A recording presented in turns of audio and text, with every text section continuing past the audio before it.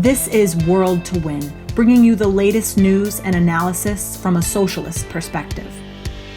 Welcome back, everyone, to World to Win. My name is Toya, part of the International Socialist Alternative. I want to thank everyone who has subscribed to our channel. And if you haven't, be sure to like this video and comment.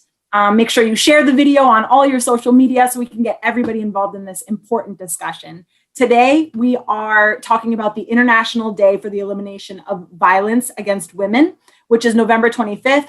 We're going to see, actions happening around the world, and we have some badass women on our show today to talk about it, more about the oppression against women and what we as socialists say is needed to fight back against violence against women. So I want to say hi to my co-host, Yara. How's it going?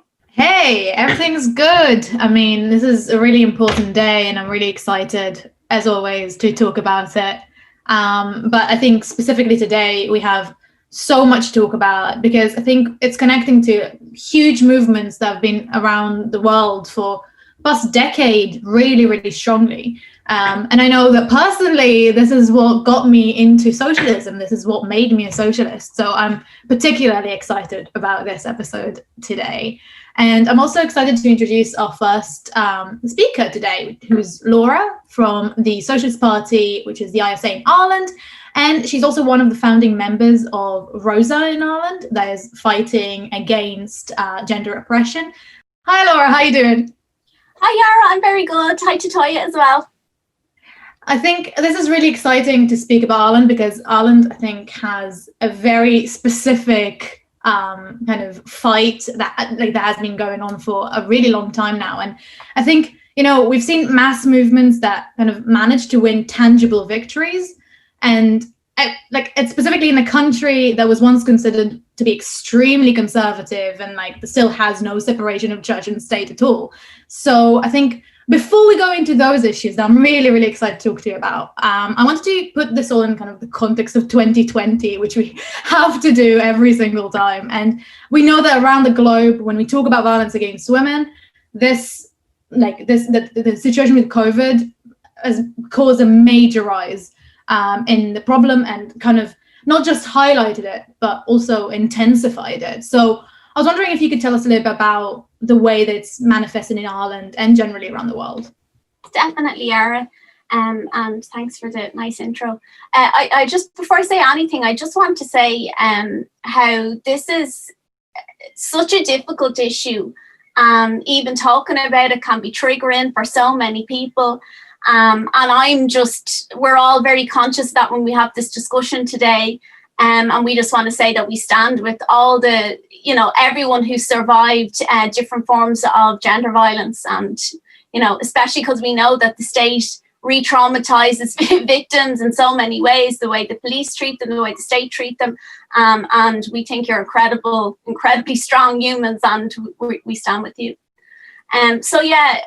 Just like everywhere around the world, it seems, Yara, as you mentioned, the pandemic crisis has intensified, all the pre-existing inequalities and oppressions that exist under the capitalist system, and women's oppression and gender violence, the most sharpest form of that.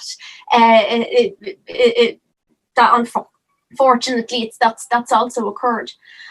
Specifically in Ireland, just to give you quickly an insight, in the south, in the first lockdown we had, which is 3 months long, I'll just get the exact figure. Domestic calls from women to different services accessing domestic violence support for domestic violence increased by almost half in that period. And by the way, 1,300 people could not be accommodated in refuges. And obviously, it's the people really experiencing the most intense violence that will try to access such a service. In such a small country, it's huge during that period. And similarly, in the north, domestic violence figures are at a 15-year high this year in Northern Ireland. Just gives you an idea. And I think what this illustrates, obviously, it's that women have been locked at home in already abusive situations. A more ability for a coercive partner to try to control and abuse. And then also I think that there's just actually an increase in gender violence, and that's reflected in the fact that a significant proportion of those trying to access services in this time have been people who've never accessed those services before. So that's very, very, very frightening, worrying. And then most of all, we know that within that there's been huge amount of children trapped in these traumatizing situations. The other thing, Yara, that I wanted to mention, that's very important, it's something as well that seems to be on the increase globally in the context of COVID. But just in the last week, images, thousands and thousands and thousands of images have been shared of some underage, under 18 children, of women against their consent. This thing, it's called revenge. It's been deemed as revenge porn in the media. Obviously, that's a horrible phrase. I wouldn't call it that. It's a form of abuse and violence committed online to share images against the consent of those depicted. And this is another example of gender violence in a different way being increased in the context of COVID. Probably in some instances, people in relationships or dating or whatever that can't meet up physically. How's it? There's still a means found to try and control and coerce and abuse, and it's through online.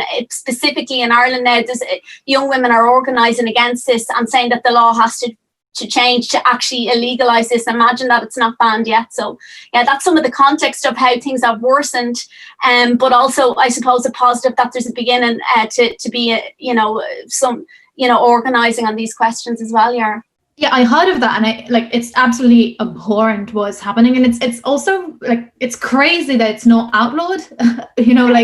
I think that the whole thing about revenge porn, how is it porn? How is it revenge? It's like using someone's pictures that they've sent someone, or they might have even been taken without their consent. How is that anything like porn? And not to kind of put the porn industry as if it's this marvelous, great industry, but even in that context, it's absolutely disgusting. And I think that connects us because, like you said, I think COVID has exacerbated it, but it's also shown us, like in this case, how violence against women happens all the time in every form, and there's always kind of a way to control women through sexuality. One of the features of the global feminist movement is connecting the question of violence that the state commits to violence in relationships and so on that occurs. And even in this instance in Ireland, the organisers who've building this online campaign in the last week, obviously we're in lockdown at this point in time, so it's quite hard for people to organise. They're using online at this moment. They're linking their own situation and that of their friends and so on with the case from a number of years ago, whereby the Gardaí, the police, shared imagery that they had from a CCTV of a young homeless woman with mental health difficulties who was walking along the street without clothes on. And they leaked it online, and she later took her own life tragically and horrendously. And nobody, how they ever ended up treating this woman, who, by the way, was an activist and had been part of the water charges movement and struggle and so on. How they treated her in this way, no justice has happened for her and her family, and they were linking this case with the cases of men that they know or they don't know in many instances who've linked these images online.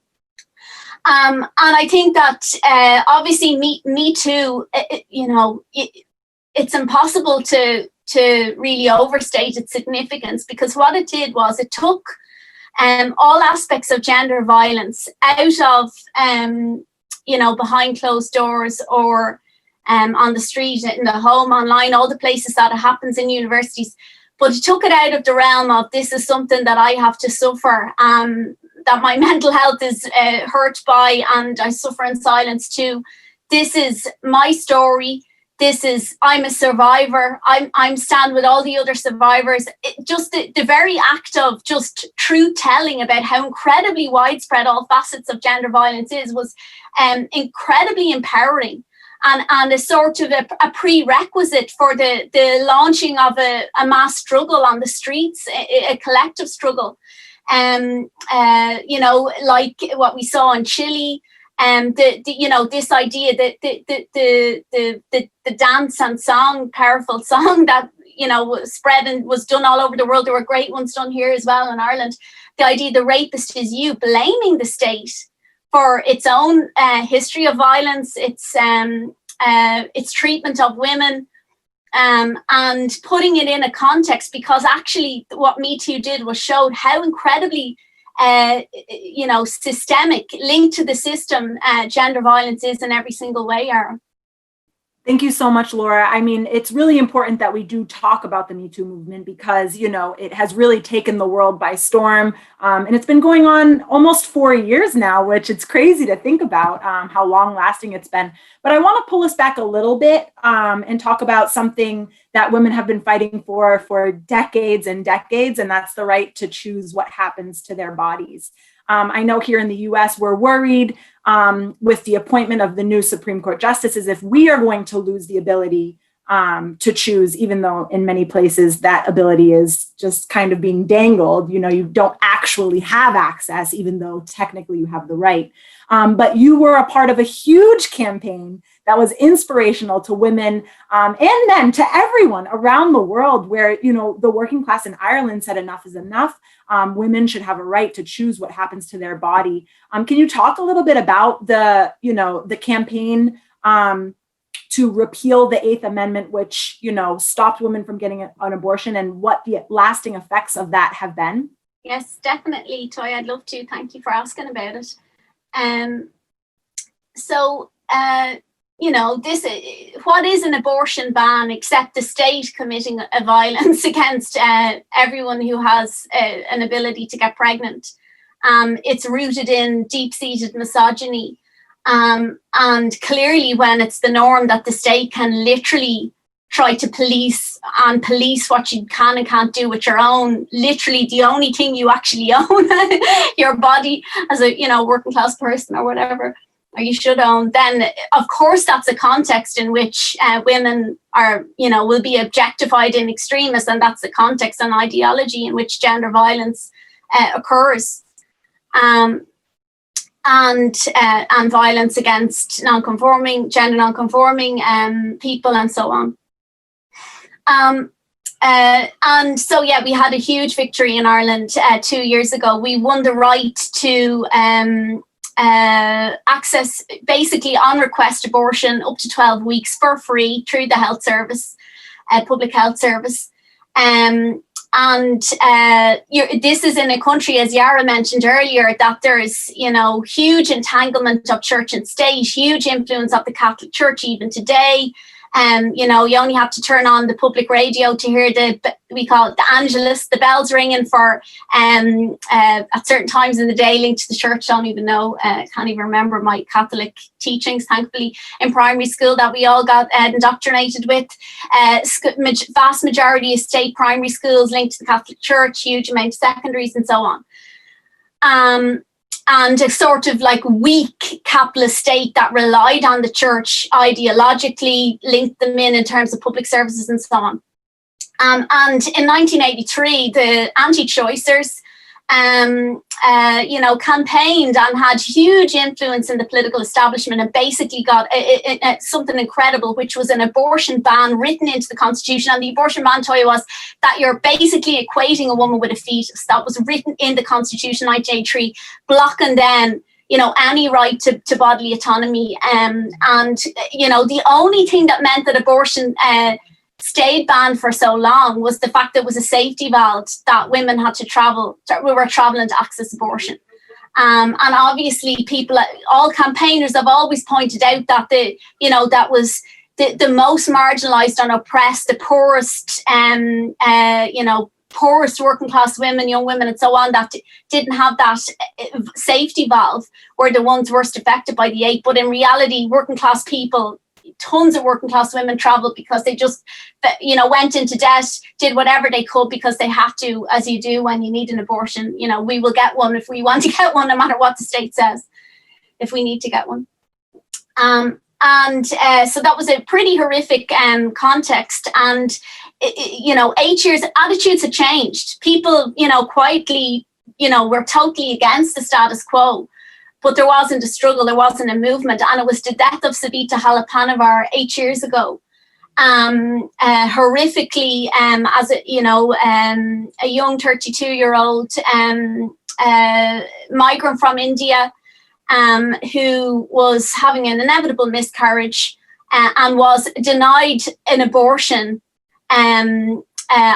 because this is a Catholic country. That was said to her by a midwife or a nurse in the hospital at the time. She died in agony of sepsis, and her death would have been prevented had she been an abortion been expedited when she requested one. And that sparked a mass struggle and a mass movement. There are tons of different phases, aspects, and so on. But the key point is that the working class attitudes had changed. That was mobilized, that was activated, that was tapped into. Young women, young LGBT people were at the forefront of the struggle.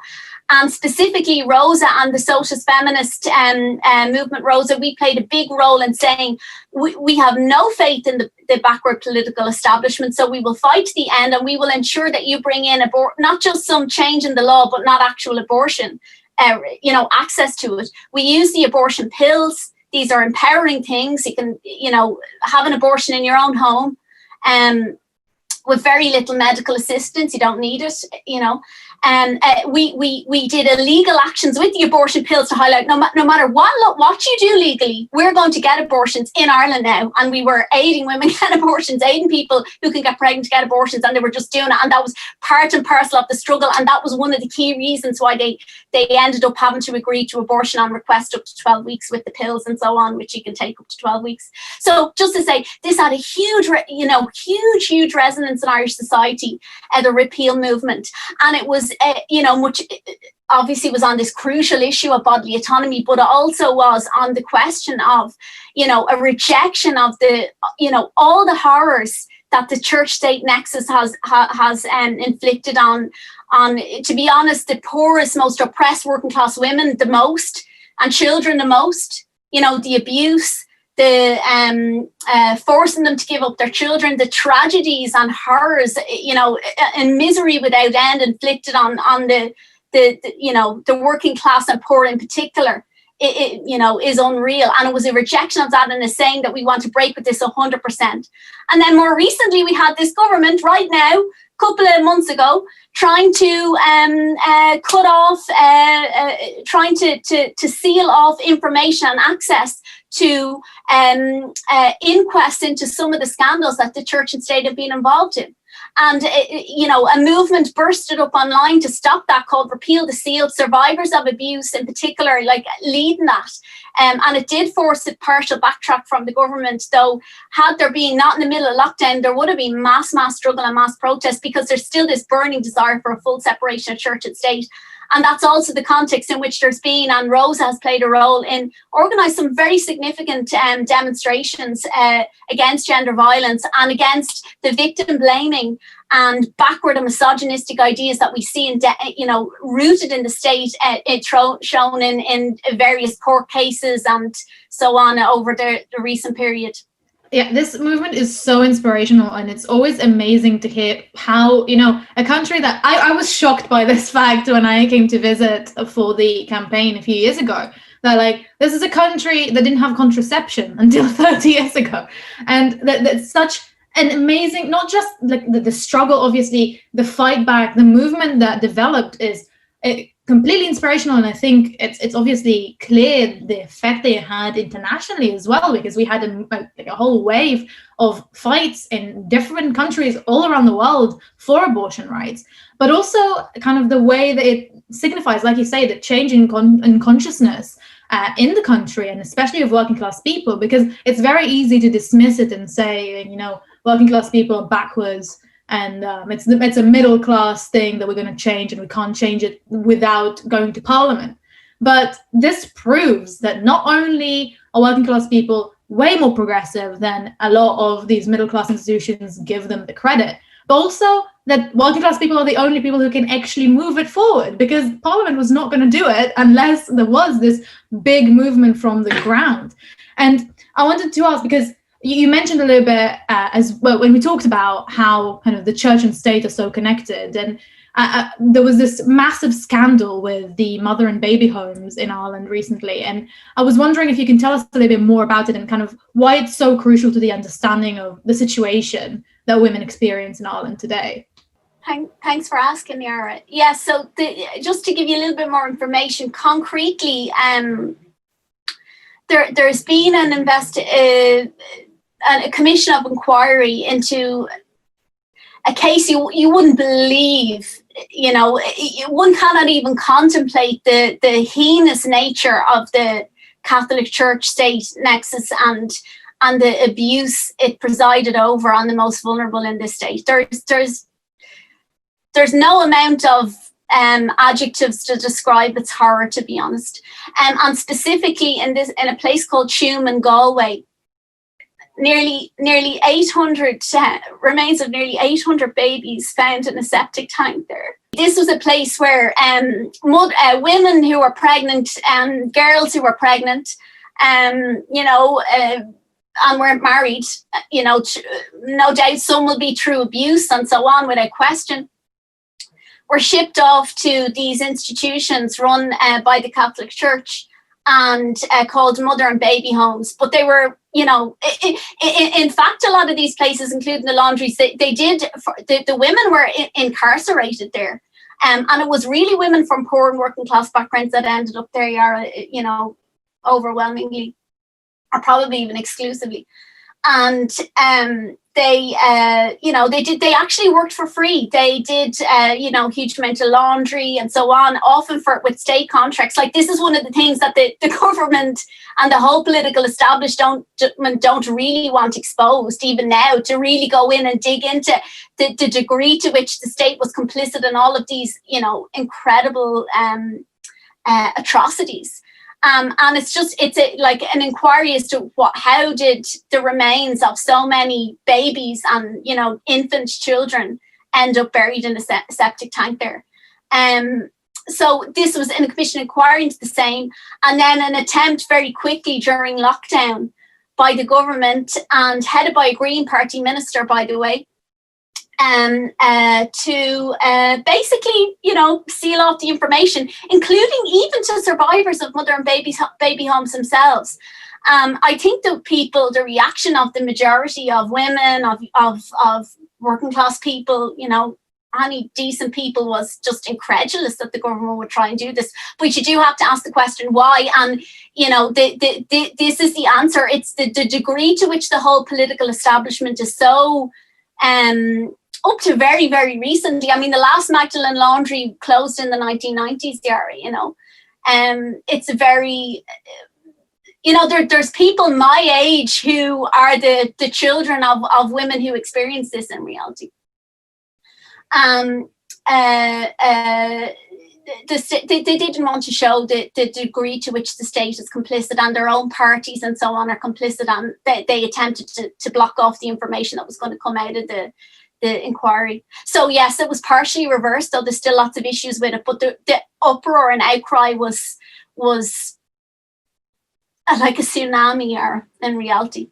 There would have been mass protests on the street had it not been in the middle of lockdown. And even then, survivors are still organising regular protests. Ruth Coppinger, some Socialist Party and ROSA activists have been aiding and assisting with that as well, yeah.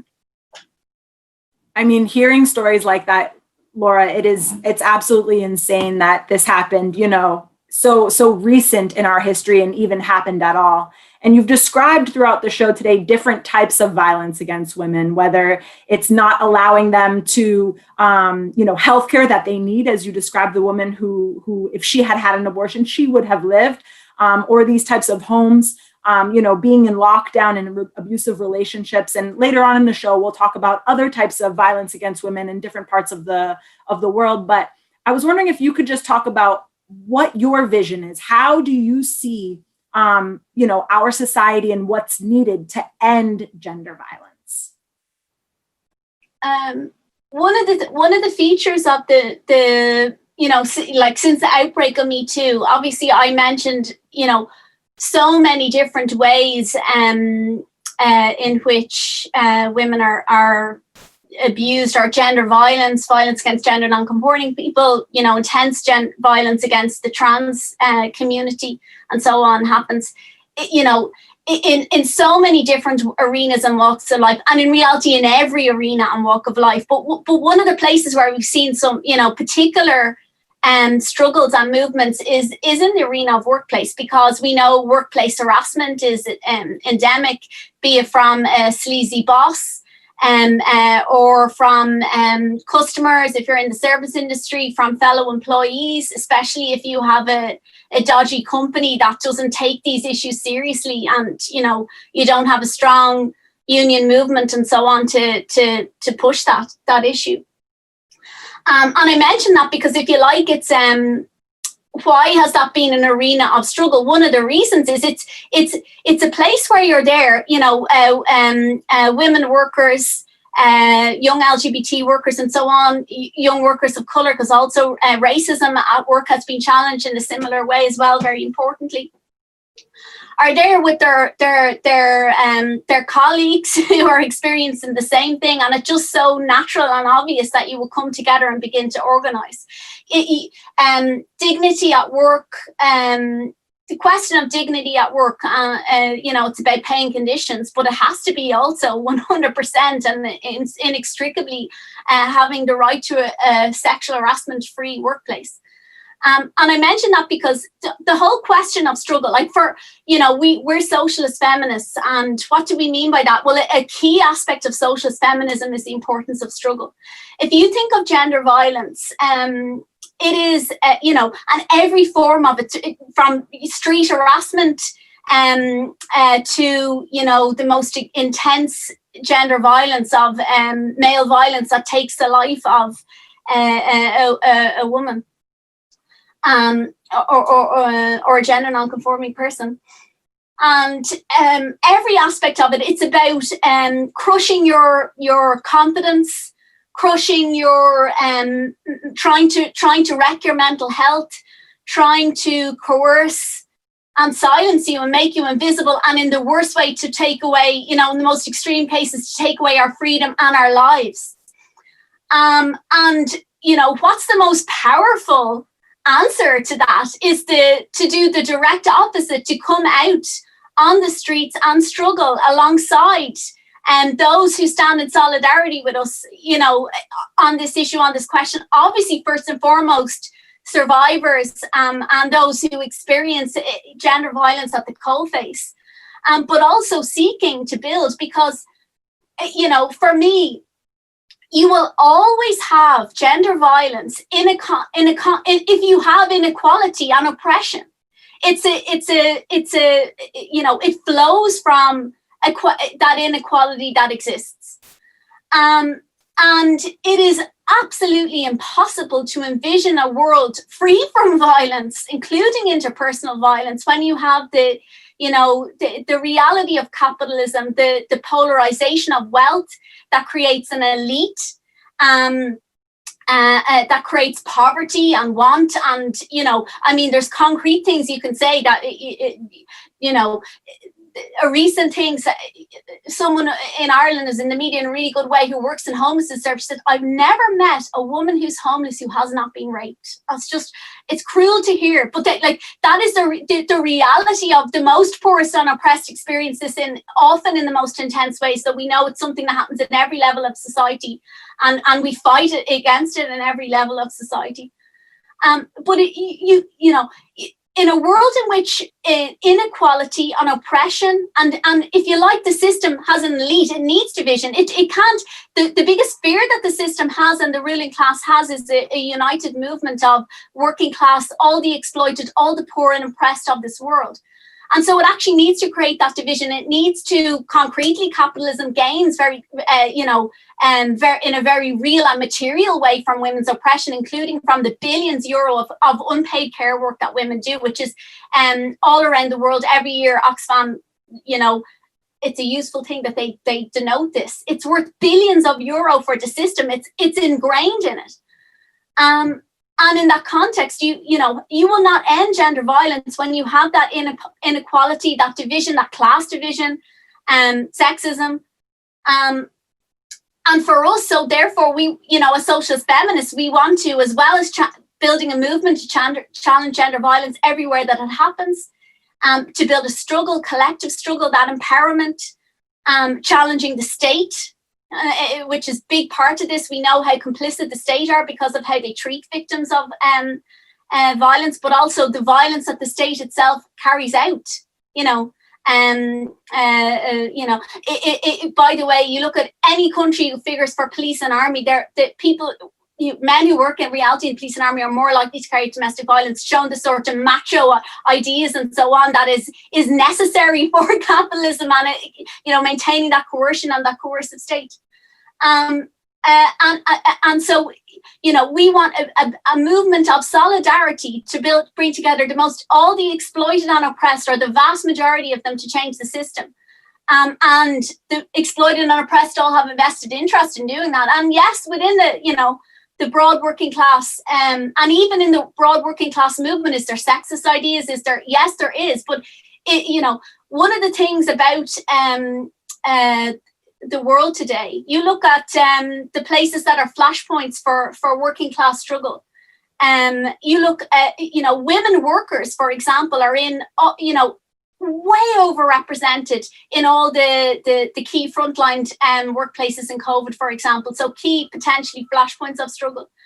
But also young women are, at the forefront. Look at the movement in Poland with young women on the streets, risking their life and liberty because of the nature of the right wing there and so on, in this uprising against the abortion ban that's actually inspiring the whole working class in Poland, or the large majority of it that support them. And so you have a movement that young women are playing a key role in. It's has a vision that wants to unite and bring together all the exploited and oppressed. That's a movement in which young women will be the ones challenging bad attitudes and sexist attitudes and racist attitudes. And that's the sort of, I suppose, the optimistic vision of socialist feminists, that we believe that in the power of struggle, the power of collective struggle, and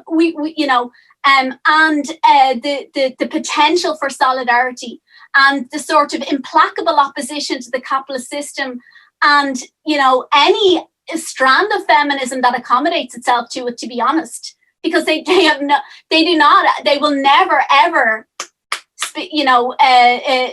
support our interests. They will support changes that allow women and people of colour and so on to get into positions of power, but to continue the exploitation and oppression that has to be ended for gender violence to end. So sorry, that was a long answer to your question, Toya, but hopefully it was also explaining, why I'm a socialist feminist and why that's so vital.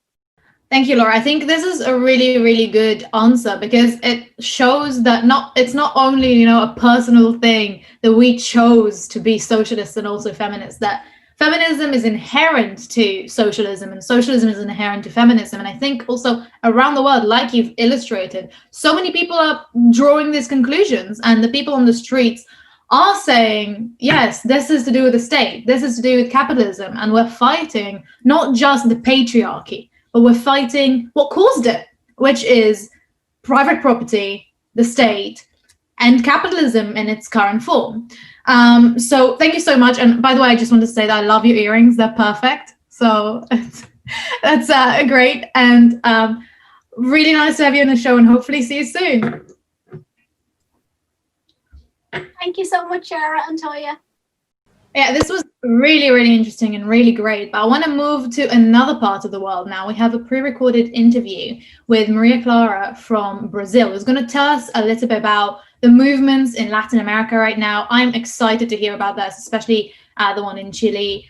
But I also wanted to shout out a little bit that Maria Clara was actually in the elections in Brazil recently and got over 1,400 votes. So we're all going to talk about this a little bit later, but I just want to mention it that we have a celebrity on the show today, right before we go into the interview. So I'm really excited to hear from Maria Clara. Olá a todas e todos, eu falo aqui de São Paulo, onde também construo a seção brasileira por uma alternativa socialista internacional. Falar do dia 25 de novembro do combate à violência contra a mulher é denunciar a situação alarmante da América Latina, que ocupa os maiores índices de violência contra a mulher.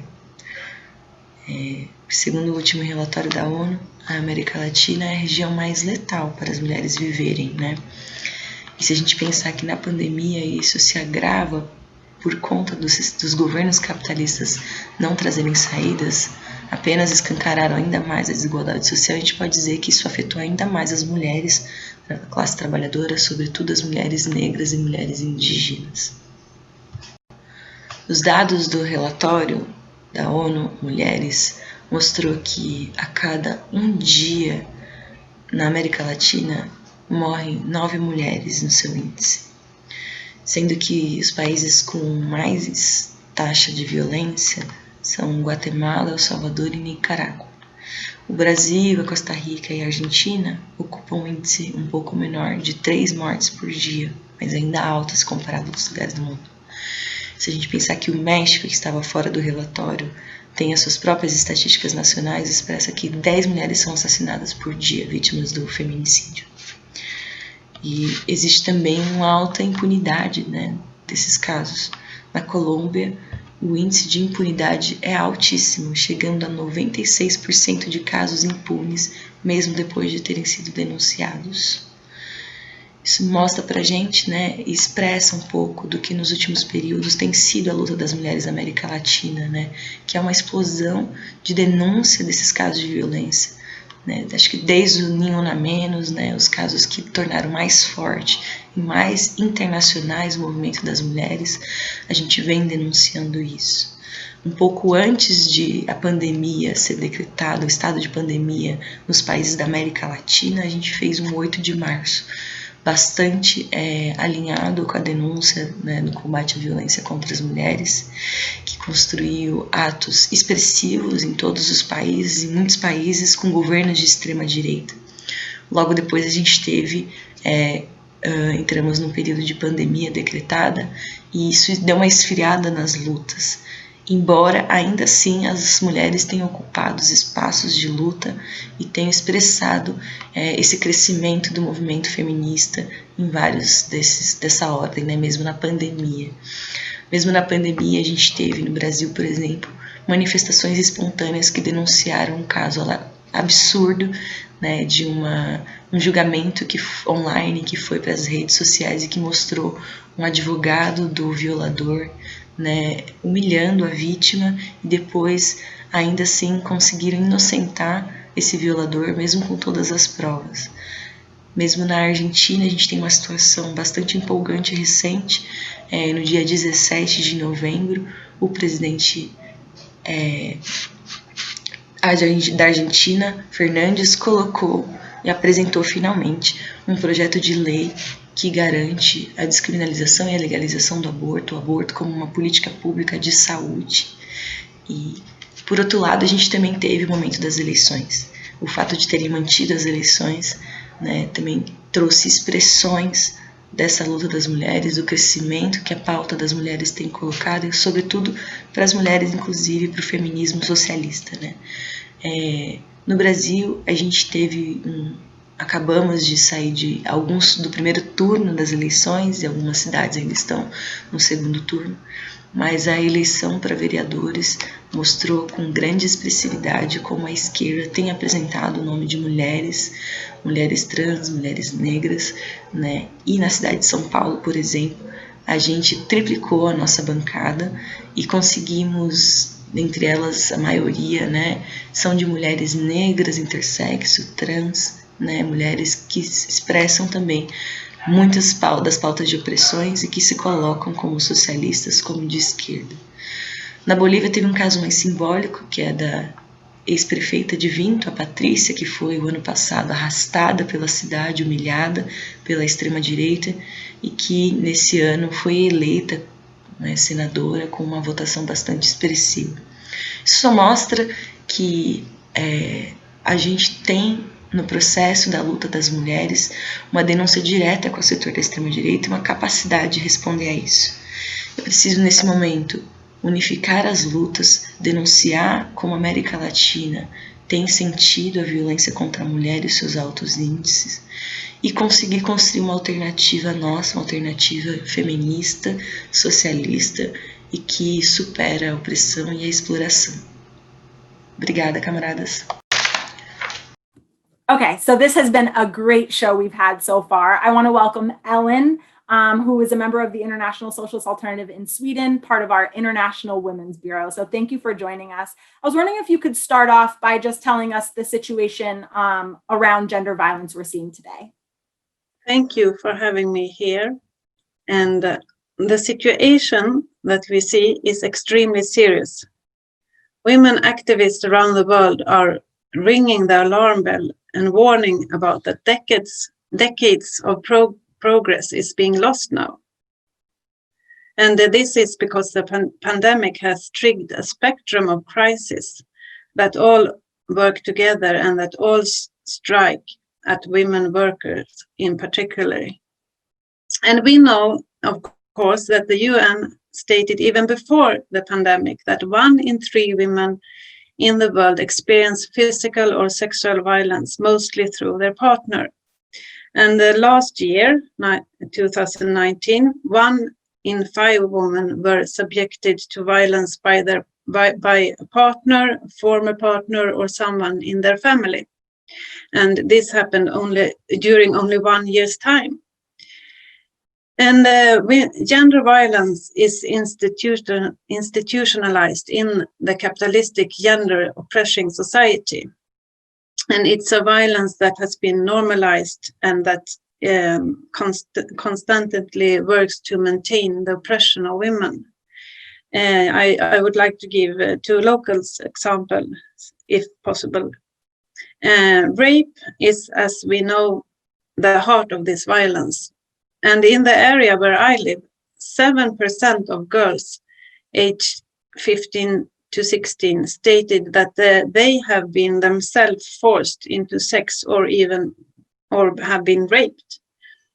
And this is a terribly high number considering that they are so young with only a few years experience of sex, if any. Another example is the amount of violence. It's often extremely violent. A documentary here told about one of the cases where the man was convicted. He was sentenced because of 32 documented acts of violence against his wife during 2 years' time. And that was only a fraction of all the violence he has used against her. And all this was before COVID-19. And with COVID-19, there come this eruption of the so-called shadow pandemic. It's a pandemic of violence, and the numbers are shocking. In the 25th of November statement from ROSA and ISA, we give example of calls to domestic violence helplines that have skyrocketed globally. It's plus 161% in Italy, plus 65% in the UK, 500% in Tunisia. We have examples from Morocco, Iraq, occupied Palestine. It's plus 40% in Brazil. And there also the numbers of femicide grow by 22% already at the beginning of the pandemic in April, as the killing of women. In Honduras, there has also been an increase in femicide and a militarization of daily life with repression by the police authorities towards women and girls who leave home to collect firewood and water for the families. In Mexico, a week ago or so, 2,000 young people were protesting in front of the public building in response to 3 brutal femicides. And then a group of about 50 police officers shut down this feminist demonstration just a few meters from them.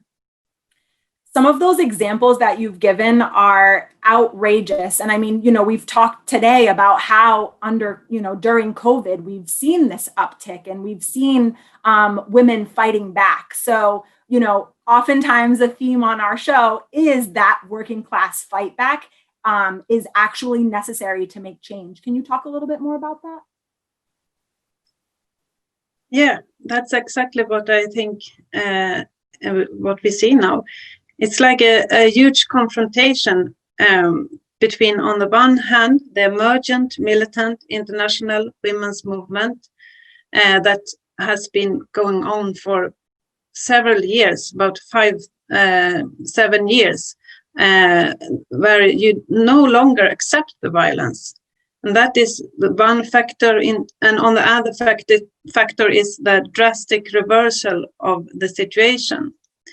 So it's like a clash between those. And it's no longer about fighting small progress. The situation has in one throw turned into an attack where health, economy, the political system, violence deteriorate, even with the help of the military. And this lays the foundation of a massive system critique among millions of people. And this is something that ISA really emphasize on, and which we can talk more about in the discussion. And about all, the global women's movement that already is here, will answer. It will not accept to be thrown back. And this is most clearly shown in the example of Poland, where with this new attack on abortion rights was answered by massive demonstrations for every day in every part of the country, which has already forced the government to retreat. I think all that we've talked about today, and especially what you just said about like the way that it's been so bad all around the world, and especially with this crisis that's happening right now, I think everyone has one big question, which is, what do we have to do? How are we fighting it? What should we do to fight back? So I know like we have ROSA, which is our Socialist Feminist network and movement. And I want to ask you, what is the program that we are presenting about the 25th of November? And I know that we have a new manifesto, so I wanted to know if you can highlight a few things from it as well. Yeah, I'm very happy to talk about this because it's so nice that we have this manifesto that we have discussed collectively, and now it's ready to, now it's going out in the world. And we have very strong opinions that we want to give to everyone. And if you compare from last year, first of all, this manifesto, it has been broadened and it has also been deepened. And it has been broadened because it has become much more clear for millions of people that everything and everyone is connected, and we have to fight the whole system. And it has been deepened because the situation is even more urgent. And Jane Barros from Brazil, who could not attend today, but she first made the draft for this program, and she took up the demands that is needed right now against the violence. And there we say that we need an immediate increase in public spending and development of government policies to fight violence against women.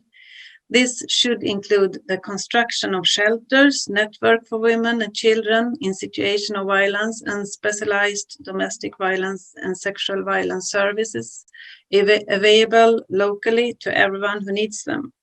Also, mental health service should include local access and therapy required by the victims, as well as specialized treatment for perpetrators. And there should also be, of course, a living wage and a guaranteed job for everyone to make an independent life possible.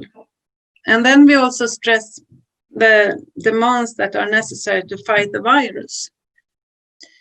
We say that coronavirus has highlighted the fundamental need to put welfare for everyone as the first priority.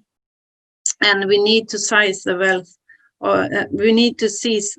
of the capitalist elite to fund massive expansion of public service from free healthcare to free childcare.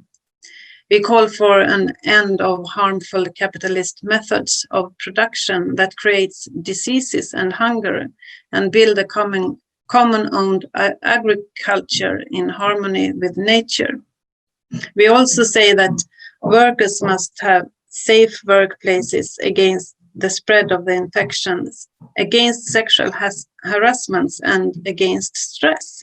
And this requires secure employment, workers' control over health and safety issues, and an increase in staff to reduce work stress. It's really exciting to hear all of these demands that are being put forward that are extremely important right now, especially because of COVID, but not something that we just want to see during COVID, right? These are things that we want to see all of the time. But, you know, the fight against gender violence, the fight for women's equality, how does this all kind of link up with socialist ideas and the fight for socialism against capitalism? Mm-hmm. Yeah, first of all, we say that it's a responsibility for the entire working class to answer with mass resistance the attacks on abortion rights around the world, to stop those attacks. All unions and all workers' organizations must fight the increase of sexism and misogyny that the shadow pandemic now creates, because this sexism and hate towards women only split the working class, and that it will only weaken it. And we say that we have no illusions in liberal feminists. They don't share the living condition of working class women, and they can't understand that it's the working class united under a socialist program that can bring the end of all gender oppression and all class oppression and other oppressions. So we end by saying that the solution is democratic public ownership and a working class control of the key levels of the economy, and that the main wealth and resources must be a part of a democratic socialist plan to provide for the needs of the people and the planet, and not the profits. We need the control over the big part of the economy in the hands of the working class and the society to be able to give those resources into welfare. Welfare is for everyone is needed to fight the pandemic. Ellen, I totally agree. And I love that you explained what's needed for us to transform our entire society. And it's really a global, international, linked movement across borders, across oceans. And ROSA is, taking steps towards that as an organization. We have different sections of ROSA all around the world that are going to be taking actions on November 25th.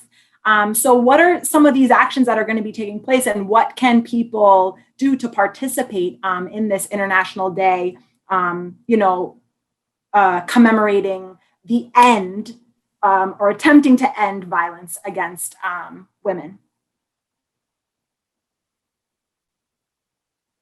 Yeah, we are so proud of our sections and members and collaborators that we together will stand up with a socialist feminist flag next week at 25th of November.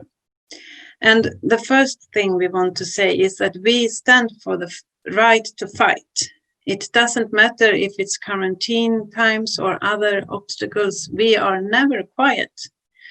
In Sweden, for example, it was for a long time an exception that it was not so much lockdown, but now the government has changed and decided that no demonstration can have more than 8 people. And this is the only restriction they make. All shops and factories are still opened, but the restrictions are only against demonstrations, theaters, and sports. Anyhow, our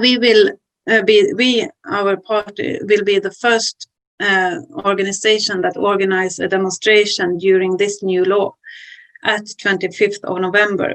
It can only be 8 people at the demonstration at the square, but all the rest of us will of course be on follow it on live stream. And in Belgium, ROSA is really growing now, and it has been growing for several years and is already a factor in radicalization of the women's, youth, and workers' movements there. And they will organize at least, it will be 13 local protests or even more. And they are like one after another every 30 minutes. And the response they have got so far is really great.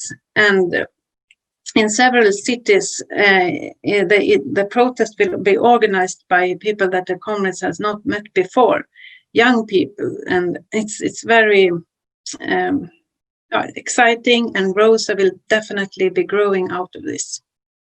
We will also have a street activity in Austria and a Zoom meeting the day after, and there we will call for a strike a strike for women's rights on the 8th of March. So we already look forward to the next big day, which is the 8th of March. If you remember last year in Russia, the Socialist Feminist movement had a breakthrough at the 25th of November with a protest that was quite big, and it was attacked by fascists, but they were fought back. And the violence against women in Russia has been growing extremely much the last years. And it also became legal, part of it, from Putin. But it has now reached a point where people have got enough, and a movement has broken out. This year, comrades will also protest on this day, but it will be probably one person protest because of the repression and the restriction and the virus. In Palestine and Israel, already the 23rd of August, it was a feminist strike that took place against the brutal gang rape of a 16-year-old girl, and thousands of people participated in the strike. Demonstration took place and several road blockades also.